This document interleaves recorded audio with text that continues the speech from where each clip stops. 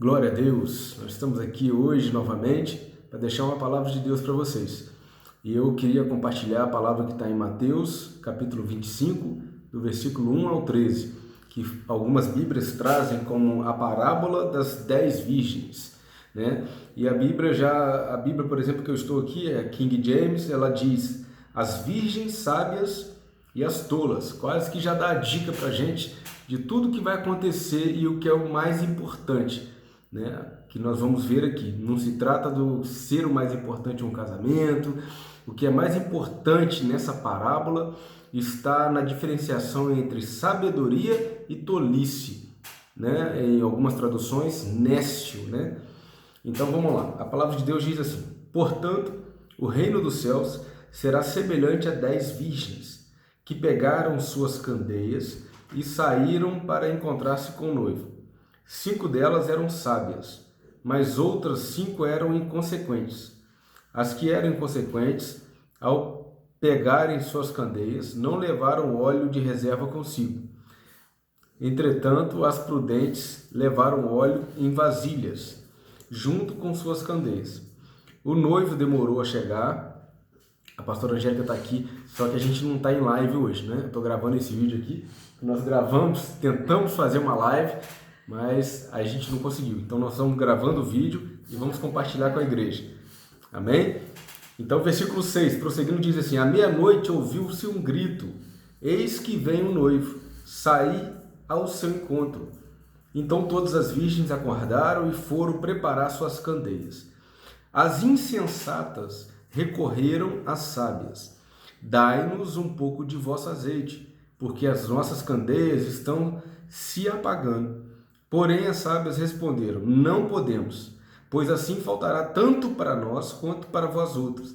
Ide, portanto, aos que o vendem e comprai-o. Mas saindo elas para comprar, chegou o noivo. As virgens que estavam preparadas entraram com ele para o banquete de núpcias, e a porta foi fechada. Mais tarde, todavia, chegaram as virgens imprudentes, em algumas traduções nécias, e clamaram: Senhor, Senhor, Senhor, abre a porta para nós. Contudo, ele lhes respondeu: com certeza vos afirmo que não vos conheço. Portanto, vigiai, pois não sabeis o dia, tampouco a hora em que o Filho do Homem chegará. Nós temos que frisar um pouquinho nessa parábola o seguinte aspecto. Jesus já está pregando, já desde o versículo 24, em determinado sentido. E nós temos que fazer essa leitura, porque senão nós corremos o risco de interpretações isoladas da palavra de Deus, o que não é admissível. A palavra de Deus é uma coisa, né? É a palavra, então ela é una. Então nós temos que saber o contexto. Muitas vezes falam, contexto é para teólogo. Não, não estamos falando de contexto histórico, nós não estamos falando de contexto hermenêutico, de tradições, nós estamos falando aqui de contexto bíblico, da narrativa bíblica. Nós vamos ver que no capítulo 24, o Senhor já faz uma comparação entre aqueles que são eleitos como atentos e fiéis e aqueles que não são. E mais a seguir ele compara aqueles que não são com os hipócritas. E ainda fala o destino deles. Fala assim, ó, o infiel, ele terá seu lugar com os hipócritas. Qual o lugar dele? O lugar onde haverá choro e ranger de dentes. Mateus capítulo 24, versículo 45 e 51. Então nós temos que trazer já esse contexto narrativo. Jesus, no capítulo 24, já estava exortando e ministrando aos discípulos sobre a questão dos eleitos, dos atentos, dos fiéis e daqueles que não são fiéis, da fidelidade, da sabedoria e daqueles que não são fiéis e que são tolos. E a gente continua no mesmo sentido, a narrativa continua em Mateus capítulo 25, versículo 1 a 13. Né? Ele traz essa separação entre bons e maus, uma questão da descrição de aquilo que agrada ao Senhor e daquilo que desagrada. Na parábola nós temos 10 virgens né? E a palavra virgem, né? A gente soa um pouco estranho. Eu já vi muitas pregações falando sobre essa questão. Só que a tradução, a palavra virgem, na verdade, ela vem de pantelo, que significa donzela, significa dama de honra. Porque se você parar para tentar, a parábola ela fala de 10 virgens e um noivo, né? A tradução correta é 10 damas, 10 donzelas e um noivo. Um noivo se casa com uma noiva. A noiva sequer ela é descrita nessa parábola. Porque o que é interessante trazer é a função da dama de honra.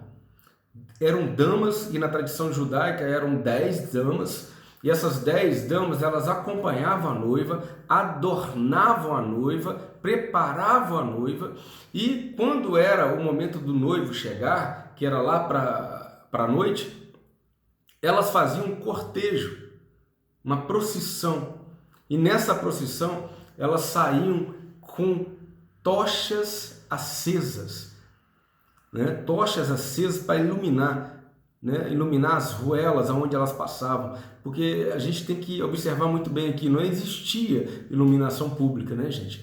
A gente está falando daqui quase da meia-noite, até um sentido escatológico da meia-noite, que é perto do fim, perto da chegada.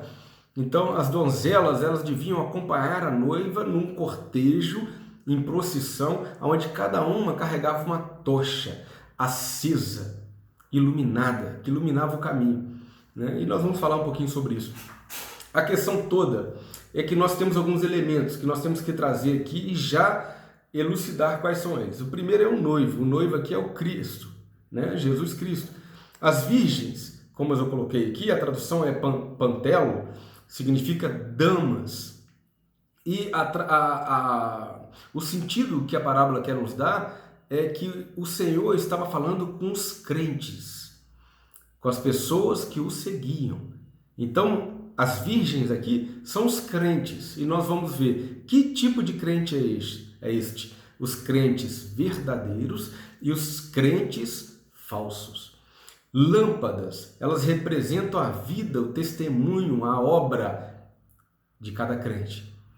O óleo é o fornecimento pelo Espírito Santo, é a unção do Espírito Santo.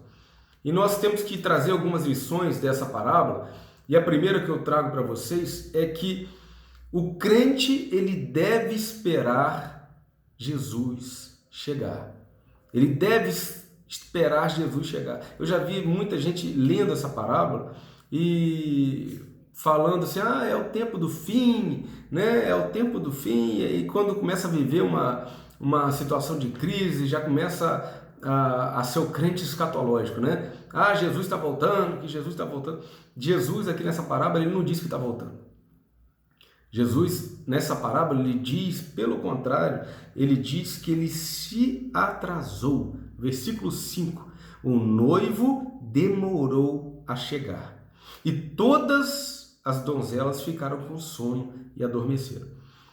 Nós temos a dica que Jesus falou assim, Jesus está dizendo para os crentes, falou assim, eu não sei o dia nem a hora, a palavra diz isso, não se sabe o dia nem a hora, mas vai ser repentino. Então, não é no nosso tempo, não é o agora. Ele está falando, eu vou demorar, porque o sentido da volta de Jesus é para levar a igreja. Se a igreja não estiver preparada, haverá uma demora, né? Que a missão de Cristo é a salvação da igreja. O retorno dele é para salvar a igreja, para levar a igreja. Então nós temos que entender que a demora é uma demora para um plano de salvação. Então, prosseguindo, nós temos que entender que todos devem esperar. E o tempo de espera ele é diferente do tempo do fim.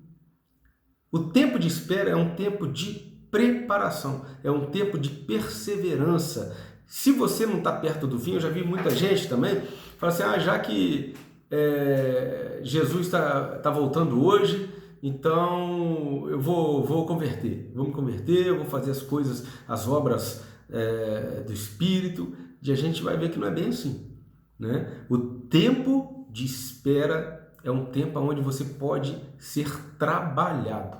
O tempo do fim é o tempo final dessa parábola, onde as donzelas foram comprar azeite, comprar óleo e não acharam quem vendia.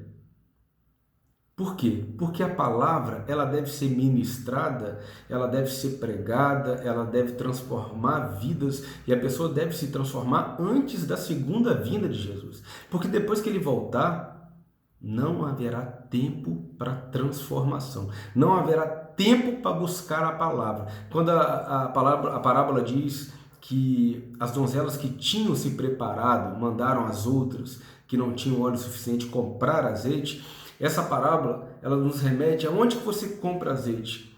Os judeus eles aplicam essa parábola em comprar azeite aonde? Em Moisés, que é a palavra, a lei. Comprar azeite aonde? Obter a unção aonde? Porque se a tocha perdeu o fogo, a única coisa que pode trazer o fogo de volta é o Espírito Santo de Deus. O Espírito Santo de Deus vem de um contato com a palavra, vem de uma intimidade com o Senhor. Você tem que ter contato com a palavra. E nos últimos tempos, ou no final do tempo escatológico, não há tempo para transformação. Então essa parábola deixa muito claro. Enquanto ele não voltou, haveria o tempo de transformação. Depois que ele chegou, não adianta procurar. Você não vai achar ninguém. Você não vai achar a igreja. E é interessante que Apocalipse também, capítulo 18, versículo 23, diz exatamente isso. Né? Vai ser retirada a igreja, vai ser retirado tudo. Você não vai procurar, você não vai achar quem toque, quem louve, quem adore. Né? Prosseguindo. A segunda lição que eu trago é que nós devemos estar preparados para ir de encontro ao noivo. Nós não sabemos a hora, então quanto mais prudência nós tivermos na nossa vida no dia de hoje, mais certo de nós conseguirmos chegar até onde está o noivo. Chegarmos de encontrar o noivo, e encontrar onde? Quando ele voltar. Encontrar a porta aberta. Porque se nós não estivermos preparados, se a nossa candeia, fala-se muito em candeia, mas na verdade a tradição judaica fala em tocha. Né? Tem até um livro do John Piper que fala sobre tochas acesas. Né? Você tem que ser uma tocha acesa. A tocha, uma coisa muito interessante da tocha é que ela consegue iluminar com mais força lugares abertos, exatamente aonde Jesus nos quer. Jesus nos quer não entre quatro paredes, mas quer em uma procissão pública de fé. Ele nos quer nas ruas. E para levar uma candeia para a rua, a candeia ela tem um problema. Quando você leva a candeia para a rua, primeiro, ela ilumina pouco. Segundo, o vento faz ela apagar. Então a tradução melhor para isso seriam tochas acesas. E a tocha ela tem uma luminosidade muito maior, mas ao contrário da candeia, ela consome muito mais óleo. Né? Cerca de 15 a 15 minutos você tem que reabastecer, molhar novamente os trapos que ficam ao final da madeira, molhar com óleo para que aquilo seja alimentado. Então, por isso, da botija. Por isso que as donzelas levariam as botijas com óleo e à medida que aquele óleo ia sendo consumido pelo fogo, elas reabasteciam com óleo os trapos, para que o fogo não se apagasse. Isso é muito da nossa vida, né? Nós somos tochas acesas. Nós devemos brilhar muito, mas aí vem a advertência. O teu brilho consome muita unção. O teu brilho depende de muita unção. Então você tem que buscar cada vez mais para continuar aceso. Para continuar aceso você deve buscar. Para continuar aceso você deve continuar aprendendo mais de Deus, absorvendo mais a palavra de Deus, sendo mais palavra de Deus. Senão a tocha ela começa a se secar e o fogo apaga. Né? Amém? Então nós temos que entender que é um tempo de preparação para a chegada do noivo. Esse tempo de preparação é um tempo de preparação para você ler a palavra de Deus, para você estudar a palavra de Deus, de você orar, de você jejuar, de você clamar pela presença do Espírito Santo. E nós vemos algumas situações de tempos de preparação justamente parecido com essa questão das donzelas encontrarem a porta fechada, que era o episódio de Noé.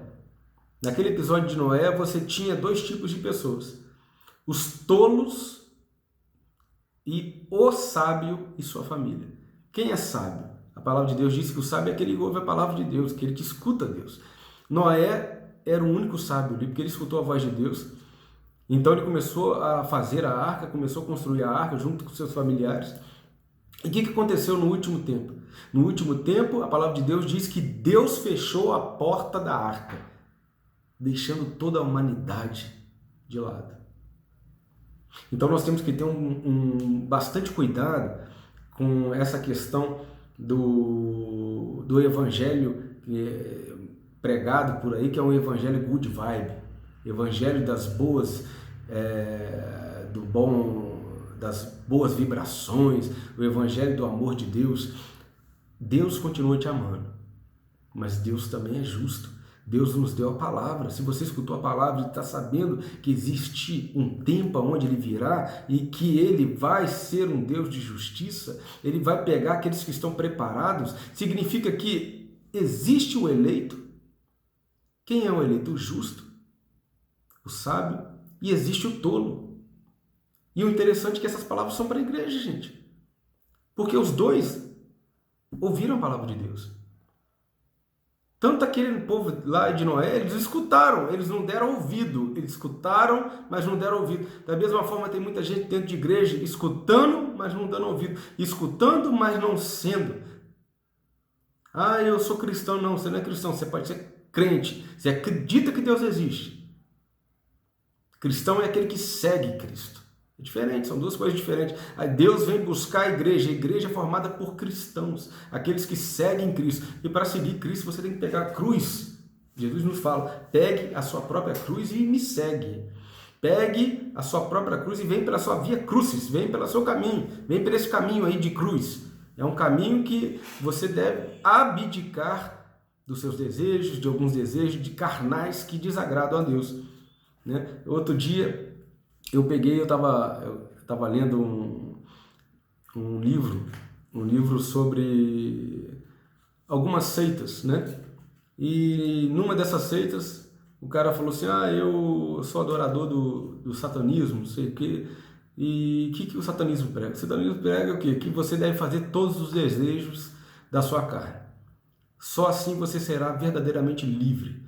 Eu digo uma coisa: se você faz todos os desejos da sua carne, você será livre, você será preso dentro dos seus desejos. Só é livre aquele a quem Jesus Cristo libertar, diz a palavra de Deus. Só é verdadeiramente livre, liberto aquele a quem Cristo liberta. Então, se você acha que você vai ser livre fazendo as suas vontades, você vai cair dentro de um vício. Você vai cair dentro da pornografia, dentro do adultério, dentro da fornicação, dentro das drogas. Isso não traz liberdade. Traz liberdade para quem? Você não ser você mesmo, nem ter controle sobre suas ações. Porque são coisas que tiram o teu livre-arbítrio, porque te dominam. Coisas do mal retiram a nossa capacidade de livre-arbítrio. Por quê? Porque você cedeu o lugar. É isso que o mal faz. Por isso a questão de possessão.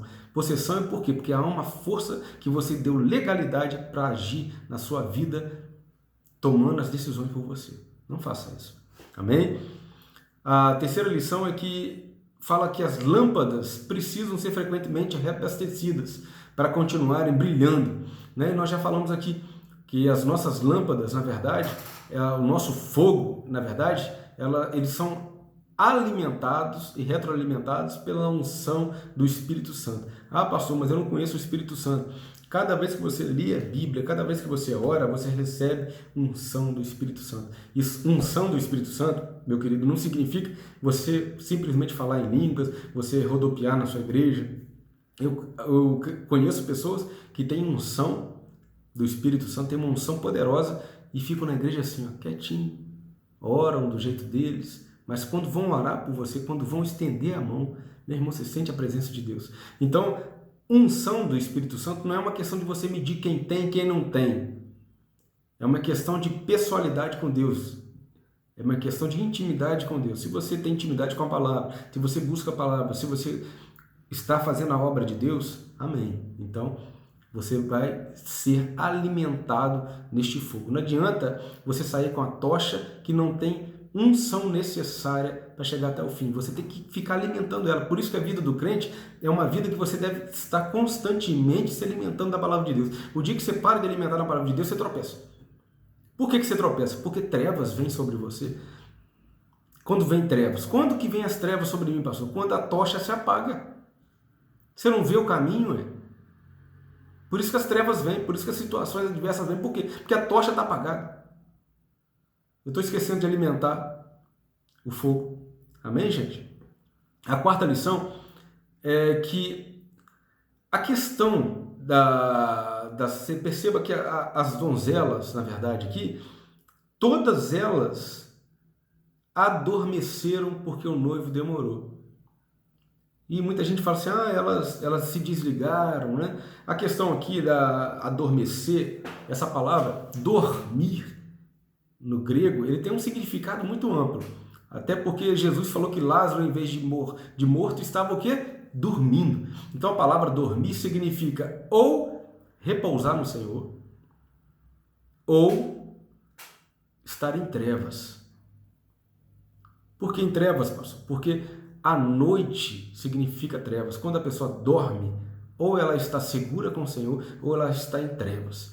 A questão das donzelas aqui, você perceba uma coisa. Quando elas dormiram, 5 delas já estavam preparadas. Já estavam com as botijas, com óleo, azeite o suficiente para fazer a procissão. Então, elas dormiram no sentido de que? Repousar no Senhor, porque elas fizeram a parte delas. Fizeram a parte delas, elas fizeram a obra de maneira correta, conforme agrada ao Senhor. As outras o quê? As outras estavam no cortejo, estavam ali com a dama, com a noiva, dentro da casa da noiva, mas estavam fazendo as coisas, mas não estavam ligadas, não estavam preparadas, não estavam no mesmo espírito. E quantas pessoas são assim, gente? Estão dentro da igreja, mas não estão no mesmo espírito, estão desligadas, não estão caminhando igual. Por isso que eu falo, você quer conhecer uma pessoa de Deus? Espera em Deus para você conhecer. Não é porque você entrou dentro da igreja que você vai conhecer pessoas de Deus, não. Pessoas de Deus são pessoas que estão no mesmo espírito, pessoas que vão te ajudar na caminhada. Tem que ter cuidado com isso. Porque aqui eram 10, somente 5 estavam no espírito, estavam na vontade de Deus. Por quê? Eram prevenidas, eram sábias. Tinham trazido óleo, azeite suficiente para a caminhada. As outras, em vez de dormir no sentido de repousar no Senhor, elas abraçaram as trevas, abraçaram aquilo que podia vir sobre elas. E aquilo veio e destruiu elas. Aquilo destruiu. 10 damas dormiram sonolentas, mas apenas 5 delas acordaram preparadas. Antes de você dormir na sua cama, resolva o teu pecado, resolva a sua vida com Deus, resolva o teu perdão, libere perdão. Resolva a sua situação espiritual. Não vai dormir achando que está repousando em Deus, porque não está. E se Jesus voltar, então a gente não sabe quando que ele vai voltar. E se voltar quando você estiver dormindo? Você vai acordar num mundo completamente diferente, aonde a palavra de Deus diz em Apocalipse, você vai buscar e não vai encontrar. Apocalipse capítulo 18, você vai buscar e não vai encontrar. Assim como Jesus disse, você vai buscar, o noivo vai abrir a porta e vai falar assim, não vos conheço. É pior, né? A porta está fechada. A arca fechou, a porta fechou. É forte. A quinta lição é que as donzelas, elas traziam azeite em suas botijas para essa caminhada, e aquelas que tinham azeite suficiente, elas não deram azeite para aquelas que não tinham. Por quê? Porque se as 5 que tinha dessem para 5 que não tinha, seriam 10 donzelas que não chegariam. Isso é uma implicação fática. Agora, qual é a implicação espiritual? A implicação espiritual são 2. A primeira é que o Espírito Santo não se compartilha. A intimidade que eu tenho com o Espírito Santo, eu não consigo compartilhar com você. Eu ouvi certa vez o Luciano Subirá falando com um membro de uma igreja. O membro chegou para ele e falou assim: pastor, transfere essa unção para mim. Ele falou: você está louco? Eu paguei um preço alto por essa unção. Foi muita busca, foi muito jejum. Você está pedindo para eu transferir assim? Você é louco? Não vou transferir, não.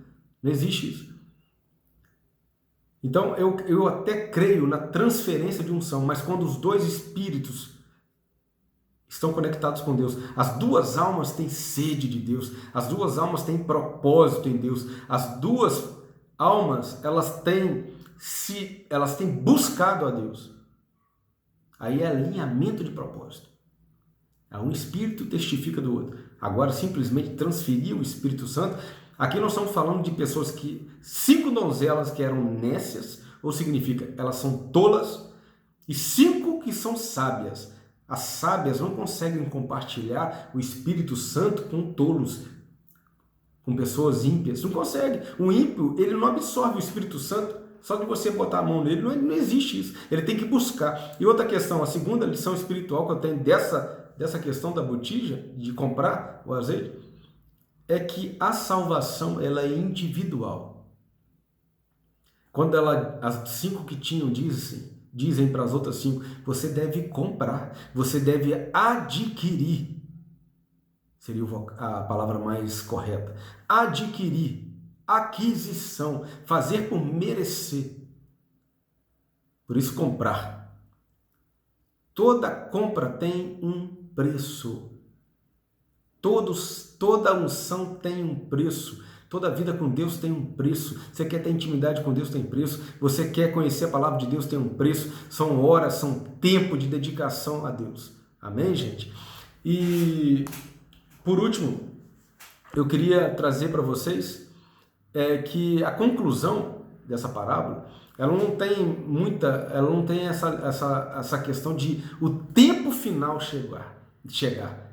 Ela tem muito mais sentido com o tempo de preparação para a volta de Jesus. Assim como nas narrativas do capítulo 24, Jesus está dizendo para os discípulos, essa é uma palavra para a igreja, é uma palavra para os crentes, para os cristãos. Olha só, vamos vigiar, vamos buscar, vamos nos preparar. Por quê? Porque não sabeis o dia nem a hora. Mateus capítulo 25, 13 diz, não sabeis nem o dia nem a hora. Se eu não sei nem o dia nem a hora, não é para eu ficar desligado, igual as 5 donzelas. Por quê? Se eu ficar desligado, vai chegar o dia, eu não sei. E outra coisa, os cristãos, eles não se incomodam com o dia e a hora que Jesus vai voltar. Eles simplesmente têm em mente que eles devem estar sempre preparados. Quem está sempre preparado não se incomoda com, é o tempo do fim, não sei. Eu só sei que a porta para mim vai estar aberta. E para você? É essa a pergunta que nós temos que fazer.